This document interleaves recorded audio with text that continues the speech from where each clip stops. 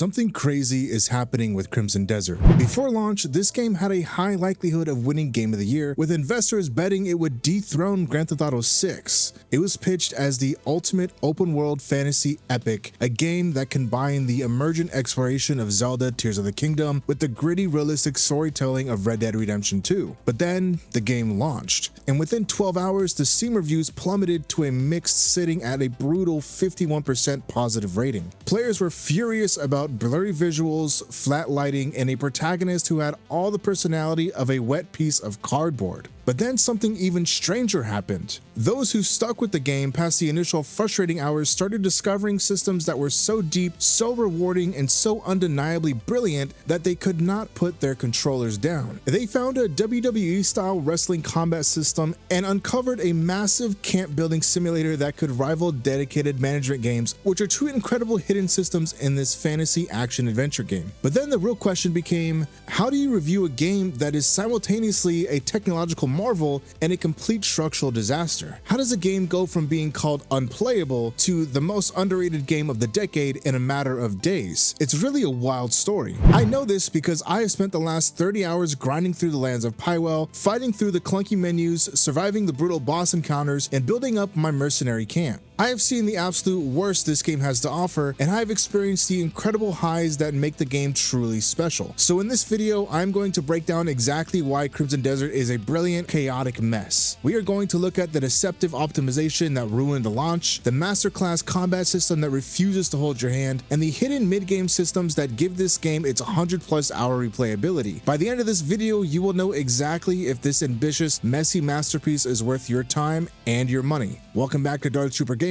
Let's dive in. If you want your open world game to succeed in 2026, you need to make a good first impression. But Crimson Desert stumbles out of the gate so hard it practically breaks its own ankles. The early access reviews praising the game's performance did not reflect the reality for the average gamer. If you are running a high-end rig with a top-tier GPU, the continent of Pywell looks like a breathtaking next-generation painting. But on mid-range consumer rigs, the game suffers from blurry visuals, flat lighting, and a shifting sands distortion effect that makes the environment look like it's melting. You have to dive deep into the menu settings and tweak the cinematic presets just to maintain a playable frame rate. And if you are playing on the base version of the PS5, you have to make major sacrifices to enjoy the game at all. At launch, a bizarre bug tied to the 120Hz output settings forced the game to render at a much lower resolution, resulting in a blurry, soft-looking mess that left console players feeling entirely left behind. While recent patches have started to address these issues, buffing player responsiveness and fixing some of the most glaring graphical bugs, the launch reality was incredibly frustrating. But the technical flaws are only half of the problem. The other half is the man that you are forced to play as, Cliff. Crimson Desert throws you into the boots of Cliff, the leader of a mercenary peacekeeping corps known as the Greymanes. After an opening ambush leaves him dead and subsequently revived by supernatural beings, you would expect him to have some kind of emotional reaction. Instead, Cliff is an unbelievably dull protagonist who might as well be a silent self-insert. He has zero soul, no real motivation other than vaguely wanting to help people, and exists purely as a vehicle to move you from one quest marker to the next.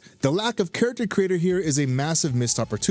Pearl Abyss proved with Black Desert Online that they have the chops for an industry-leading character customization, forcing players into the shoes of a flat, uninteresting protagonist whose most defining trait is his strangely spelled name feels like a massive step backwards. The main narrative suffers from the exact same problem. It feels rushed, generic, and clearly sacrificed in favor of art direction and open-world spectacle. The plot fluctuates from hard to follow to downright nonsensical, attempting to deliver massive, bombastic Game of Thrones style set pieces without any of the character growth required to make those moments land. It is a story that wants to be epic but lacks the fundamental grounding to make you actually care. And then there are the early game side quests. While the world itself is a joy to explore, the reasons the game gives you to explore are often incredibly weak. Far too many of these early side missions feel like a decade-old MMO fetch quests. You go to a location, you talk to a specific NPC, perhaps kill a few wolves or fetch a cow or a sheep, and then report back. It is an outdated questing structure that feels entirely at odds with the ambition of the world design. Combine this with a clunky, unorganized user interface that makes managing your inventory an absolute chore, and it is easy to see why so many players bounced off Crimson Desert in the first 10 hours. The onboarding is rough, the story is weak, and the performance can be spotty. But if you push past that initial friction, you will find something truly extraordinary waiting for you on the other side. This brings us to the actual gameplay loop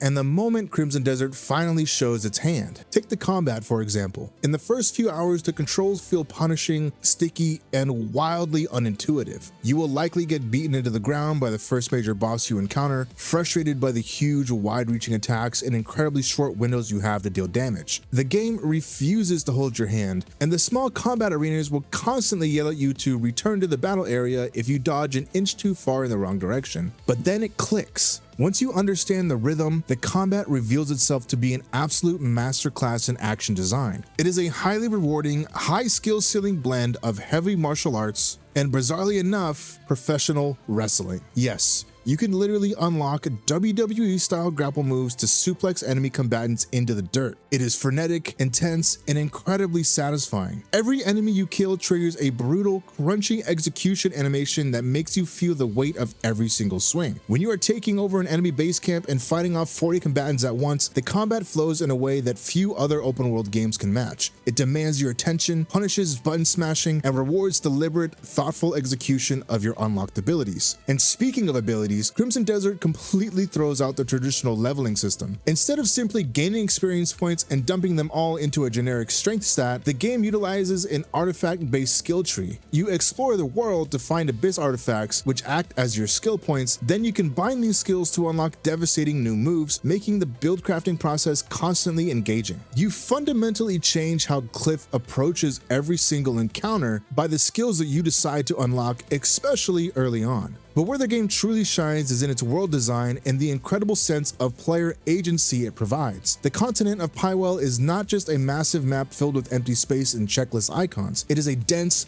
vertically oriented playground that encourages creative exploration. The game gives you the freedom to climb almost any surface, grapple onto trees to launch yourself into the air, and eventually glide across massive chasms. There are no prescribed solutions to the problems you encounter. If you need to infiltrate a clockwork city or navigate a labyrinth of esoteric ruins floating in the sky, you have to figure out how to get there using the physics and traversal tools at your disposal. The weather and the rough terrain actively work against you, making every journey to a new location feel like a genuine trek rather than a simple commute. You will set out with a specific objective in mind, only to be distracted by a sentient tree wearing a hat that you need to steal, or a hidden cave containing a Spirit Knight boss that drops a game-changing weapon ability. It is an open world where the journey is consistently more interesting than the destination. The sheer volume of things to discover is overwhelming in the best way possible, rewarding your curiosity at every single turn. If the combat and exploration are the foundation, the mid-game systems are what elevate Crimson Desert from a good action game to a potential 100-hour obsession. Right around chapter 3, when you might start feeling the fatigue of the standard open world loop, the game introduces two massive systems that completely change the trajectory of the experience. The first is the Abyss Gear system. Unlocked through a specific faction questline, Abyss Gears act as a deep, highly customizable socketing system for your weapons and armor. You earn these gears by completing challenging Seal Abyss artifact puzzles scattered throughout the world. Once unlocked,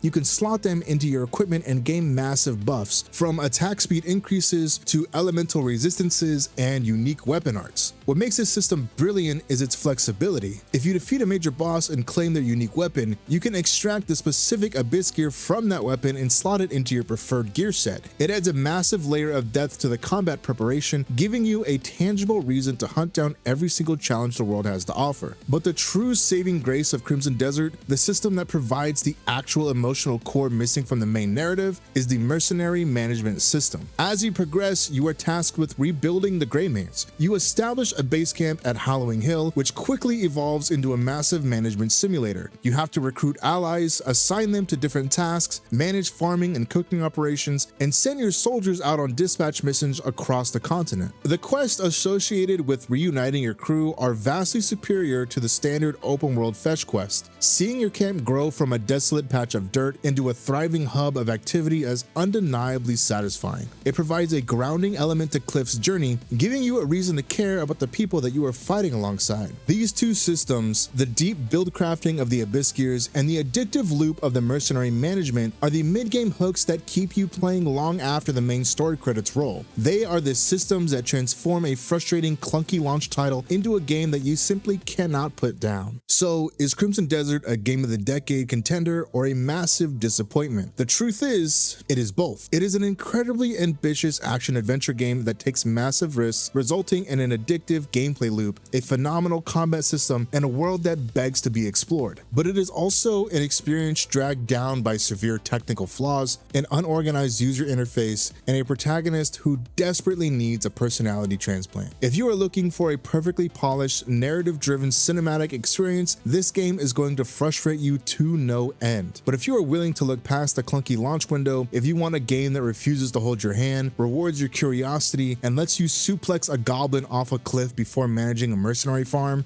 then Crimson Desert is easily one of the most underrated games out there right now. Pearl Abyss has a history of supporting and improving their games long after launch. If the developers can continue to patch the performance issues and streamline the UI, this has the potential to be a defining title for the genre. For now, it is a diamond in the rough. You just have to be willing to dig through a little bit of dirt to get there. If you enjoyed this deep dive, make sure you hit that subscribe button and turn on notifications so you never miss a review. What are your thoughts on Crimson Desert? Are the technical issues a deal breaker, or does the combat make up for it? Let me know down in the comments below. Until next time, keep grinding, keep exploring. May the force be with you. This is Darth Trooper Gaming, signing off.